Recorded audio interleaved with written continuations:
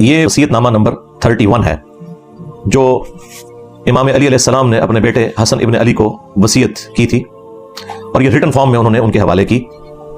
काफ़ी लंबी वसीयत है लेकिन मैं इसमें से थोड़ा सा हिस्सा पढ़ूंगा। और इसके साथ बाकायदा लिखा है कि जंग सिफीन से पलटने के बाद जब मकाम हादरीन में मंजिल की तो इमाम हसन के लिए ये वसीयत लिखवाई उन्होंने। तो चंद एक जुमले मैं इसमें से आपके सामने रखूंगा ताकि आपको अकीदा तौहीद के हवाले से क्लैरिफिकेशन हो जाए, जो सबसे सेंसिटिव चीज़ है। इस कायनात का मकसद ही तौहीद की पहचान है, खुदा की पहचान है।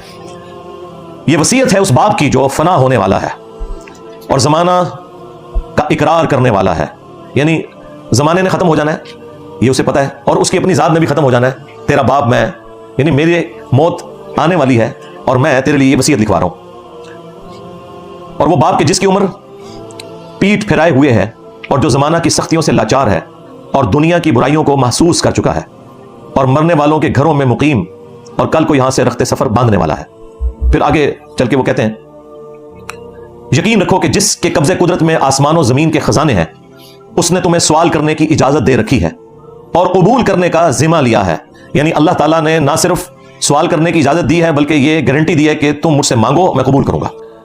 अब अगले जो जुमले हैं वो अकीदा वसीला जो इस्तानत की शक्ल में बिगाड़ के पेश किया उसकी जड़ काटने वाले हैं। उस अल्लाह ने अपने और तुम्हारे दरमियान दरबान खड़े नहीं किए जो तुम्हें रोकते हो, ना तुम्हें इस पे मजबूर किया है कि तुम किसी को इसके यहां सिफारिश के लिए लाओ तो तब ही वो तुम्हारा काम करे। अब देखें यहां पर सैयदना अली ने यह भी फरमा दिया कि अल्लाह ताला ने अपने तक पहुंचने के लिए कोई दरबान नहीं खड़े किए, जो ये कहते हैं ना कि पहले होते तक पहुंचो फिर आगे पहुंचो और अंदाजा करें। दुनिया के वजीरों की ये मिसालें पेश कर रहे होते हैं और अल्लाह कुरान में कह रहा है वला तक़ूलू अलल्लाहि इल्लल हक़, अल्लाह के बारे में हक के सिवा कोई और बात ना किया करो। ये कितने गुस्ताख हैं। कभी सीढ़ी की मिसाल देते हैं छत पे चढ़ने के लिए और कभी जो है वो वजीरों की मिसाल देते हैं वजीर आजम तक पहुंचने के लिए। भाई अल्लाह ताला तो हमारी रगे जान से ज्यादा करीब है, नहनु अक़रबु इलैहि मिन हब्लिल वरीद। तो मौला अली क्या कह रहे हैं कि ना तो उसने कोई दरबान खड़ा किया कि जिसकी इजाजत की जरूरत है तुम्हें, और ना ही उसने तुम्हारे लिए कोई चीज मशरू की है कि जरूरी कोई सिफारिशी लाओगे तो मैं तुम्हारा काम करूंगा, अदरवाइज नहीं करूंगा। लिहाजा मौला अली अलैहिस्सलाम ने वसीला और तवस्सुल को अगर इस हवाले से एक्सेप्ट किया है तो वो जवाज की हद तक, वो भी प्रेफरेबल नहीं, डिस्करेज किया है। जब वो कह रहे हैं कि अल्लाह ताला ने कोई ऐसा पाबंदी वाला मामला भी नहीं किया कि सिफारिशी लाओगे तो कबूल करूंगा और नहीं लाओगे तो नहीं कबूल करूंगा, तो मौला अली क्या कहना चाह रहे हैं? वो ये कहना चाह रहे हैं कि ये सिफारिशी की भी कोई जरूरत नहीं है, जो लोगों ने बना लिया है खुद से। वसीला और तवस्सुल की जो जायज शक्लें हैं ना, किसी नेक आदमी से जाके दुआ करवाना, उसके हम कोई खिलाफ नहीं है, वो बिल्कुल ठीक है। लेकिन इस किस्म का वसीला और तवस्सुल कि जिसमें आप वसीले के नाम के ऊपर डायरेक्ट उन लोगों से मांगना शुरू करते हैं, ये तो कुरान के खिलाफ है। सीधी सीधी ये कुरान की तौहीद के ऊपर एक हमला है। और शिया के यहाँ तो सुबह शाम के अज़कार में बाकायदा ये वजीफा शामिल है। सूरह अन-नम्ल की आयत नंबर 62, अम्मन युजीबुल मुत्तर्र इज़ा दआ व यक्शिफुस सू व यजअलुकुम खुलफाअल अर्द अ इलाहुम मअल्लाह, भला बताओ तो कौन है जो मुसीबत और परेशानी में घिरे हुए शख्स की फरियाद को सुनता है और उससे उसकी तकलीफ को दूर कर देता है और तुम्हें जमीन पर अगलों का खलीफा करता है? क्या अल्लाह के साथ कोई और इलाह भी है जिसकी क्वालिटीज हो?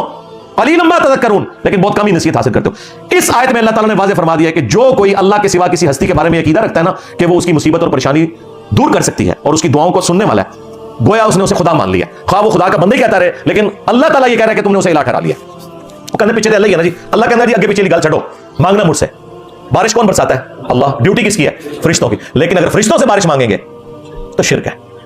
खुदा ना खास्ता अगर मौला अली अलैहिस्सलाम की कोई ड्यूटी भी अल्लाह ने लगाई है या शेख अब्दुल कादिर जिलानी की कोई ड्यूटी भी लगाई हुई है, तब भी आप उनको अगर पुकारेंगे ना तब भी आप मुशरिक हो जाएंगे। ये सिंपल सा एक फार्मूला है। फिर मिसालें ला के देते हैं जी, वो देखें जी हम आपस में भी तो एक दूसरे की मदद करते हैं और इस तरीके से एक दूसरे का बड़ा ख्याल रखते हैं और जाके अम्मी से रोटी मांगते हैं तो ये शिर्क नहीं हो जाता। ये कितने जाहिल हैं, मतलब किस चीज को किससे जोड़ रहे हैं? भाई वो तो कुरान का हुक्म है, वताअवनु अलल बिर्रि वत्तक़वा वला ताअवनु अलल इस्मि वल उद्वान, नेकी और परहेज़गारी के कामों में एक दूसरे की मदद करो, बुराई में अलग रहो। आप मेरे सामने बैठे हैं, मैं आपको कहता हूं मुझे पानी पिला दें, बिल्कुल ठीक है। आप बगदाद शरीफ में वहां भी कब्र में, मैं कहता हूं पानी पिला दें, तो गए आप। सीधी सी बात है, एक सिंपल सी बात है। ये वो चीज है जिसे कुरान के स्टार्ट में कहा गया और आपकी हर नमाज की हर रकत में मशरू ठहराया गया, इय्याका नअबुदु व इय्याका नस्तईन। अच्छा, जब ये